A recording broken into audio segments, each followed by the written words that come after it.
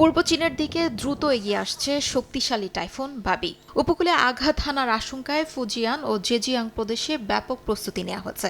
ফুজিয়ানের নিংদো শহরে ৩৪,০০০-এর বেশি মাছ ধরার নৌকা ও পণ্যবাহী জাহাজ নিরাপদ স্থানে সরিয়ে নেওয়া হয়। একই সঙ্গে সামুদ্রিক খামারে কর্মরত প্রায় ১১,০০০ শ্রমিককে ফিরিয়ে আনা হয়েছে।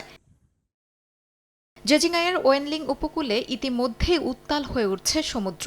প্রায় ৪ মিটার উঁচু ব্রেক ওয়াটার টোপকে ঢেউ আছড়ে পড়ছে উপকূলে। ১,০০০-এর বেশি মাছ ধরার নৌকা নিরাপদ বন্দরে আশ্রয় নিয়েছে।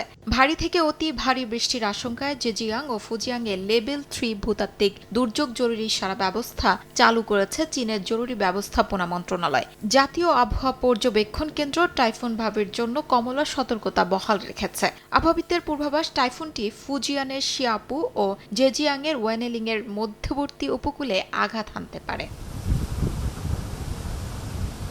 অন্যদিকে টাইফুনটির বাইরের অংশের প্রভাবে উত্তর তাইওয়ানে শুরু হয়েছে প্রবল বাতাস ও ভারী বর্ষণ।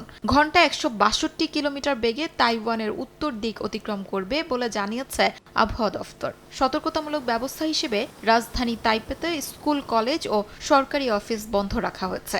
একই সঙ্গে শনিবার পর্যন্ত জাপান, হংকং সহ বিভিন্ন আন্তর্জাতিক গন্তব্যের বহু ফ্লাইট বাতিল করা হয়। আবহাওয়াবিদদের আশঙ্কা, টাইফুনটি চীনে আঘাত হানার আগে আরও শক্তিশালী হতে পারে। শিউলি রোজা, সময় সংবাদ।